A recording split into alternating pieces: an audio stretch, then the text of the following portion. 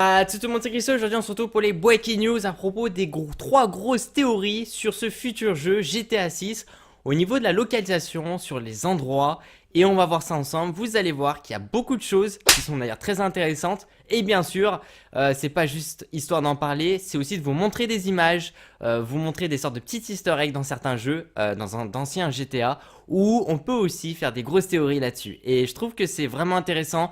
Vous allez le voir de toute façon dans quelques instants. Alors, de toute façon, moi j'ai fait un top 3. Il n'y a pas vraiment, on va dire, dans ces trois choses-là, trois théories où il y en a une qui est plus en valeur que les autres. Les trois, c'est vraiment quelque chose qui risque vraiment fortement d'apparaître. Donc après, à voir ce que va sélectionner en fait Rockstar. Et ils sont en train déjà de développer le jeu. Donc ça c'est sûr, et c'est ce que Leslie Benzies aussi nous a fait comprendre. Avec la troisième possibilité, j'ai gradé en fait avec voilà ces trois tops. Il n'y a pas vraiment un ordre, hein, je tenais à préciser. Donc la troisième chose en top 3, eh bien on a la possibilité en tout cas de se retrouver dans un Vice City, puisque, et ça je vais vous le montrer sur l'écran, on peut voir donc sur d'anciens GTA en fait, dans des Liberty City, donc à New York, on peut constater des panneaux d'affichage où il est marqué Miami Francis International, See you in Miami, donc ça peut nous faire éventuellement penser à un petit clin d'œil que Rockstar nous a fait auparavant. Sachant que Vice City, normalement, logiquement, d'après un peu la chronologie de Rockstar au niveau de leur développement dans tous les GTA, Vice City, normalement, c'est vraiment la plus grosse possibilité parce qu'on a retrouvé Liberty City, Los Santos 2 fois et Liberty City aussi.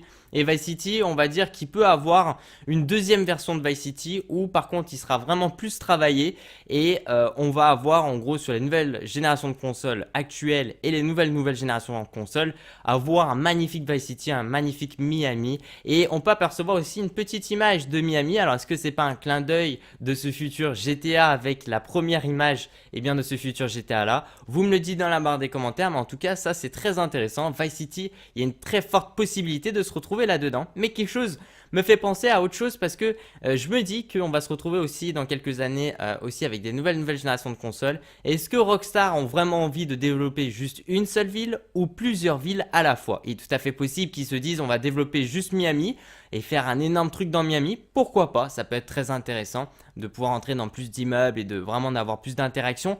Ou alors carrément se dire on va faire Miami, mais à côté on va faire aussi d'autres villes qu'on a tout simplement aussi développées. Ce top 2, en fait, à la deuxième place, on a vraiment ce que je vous ai proposé juste avant, c'est-à-dire arriver à avoir Miami et aussi de développer d'autres maps qui ont déjà été développées comme Liberty City et Los Santos, c'est-à-dire en gros avoir Miami, Los Angeles et aussi New York, voilà, tout simplement, et éventuellement aussi peut-être pourquoi pas avoir d'autres endroits, comme je vous l'ai dit aussi, parce qu'on risque d'avoir de passer sur la nouvelle génération de consoles et avoir vraiment beaucoup plus de la possibilité en tout cas d'intégrer des plus gros jeux sur ces plateformes. Et ça risque d'être très intéressant. Et c'est là où je me dis que vraiment, s'ils veulent taper très haut, c'est de réunir plusieurs cartes et d'arriver en tout cas à les rassembler et de faire en sorte qu'on peut aller à Liberty City et puis passer à Vice City à certains moments, tout en prenant peut-être pourquoi pas la voiture, en prenant l'avion et en payant comme ici, ce qu'ils nous disent depuis le début avec ces panneaux d'affichage et tout, 300 $, pour voyager à un point A à un point B.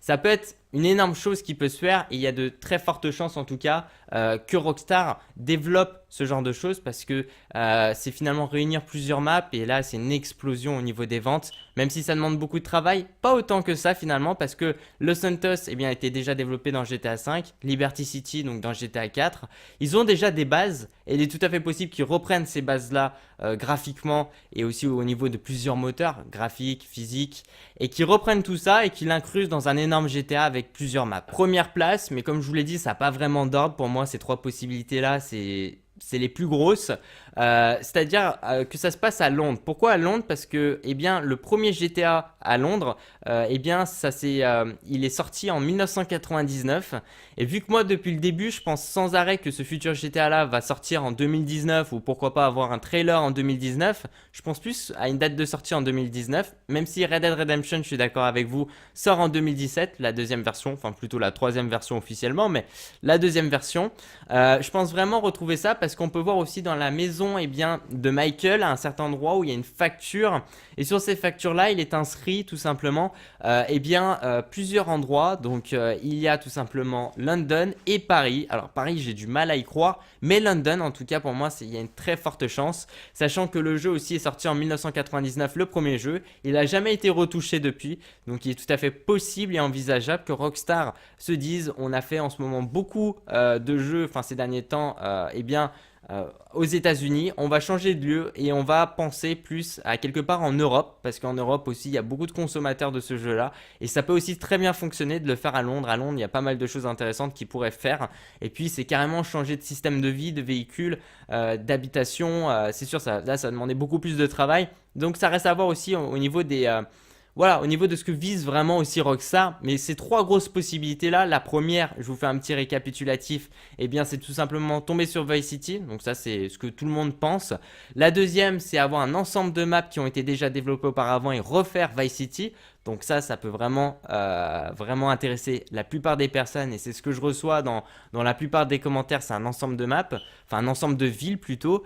Et en première position, c'est d'avoir carrément de se retrouver à Londres, en Europe, enfin, après 20 ans. Donc si le jeu sort en 2019 et que ça se passe à Londres, ça fera 20 ans que Rockstar a fait un intervalle entre Londres 1999 et Londres 2019. Donc ils risquent d'avoir des grosses modifications et ils vont pas partir de rien aussi. Vraiment vous préciser que c'est des théories, des grosses hypothèses en fonction de ce qu'on peut trouver aussi dans les anciens jeux et au niveau comment Rockstar démarche dans leur développement et sur les lieux, on peut déduire certaines choses. Et en tout cas c'est vrai que Rockstar font aussi beaucoup de clins d'œil, beaucoup de choses comme ça, donc c'est très intéressant.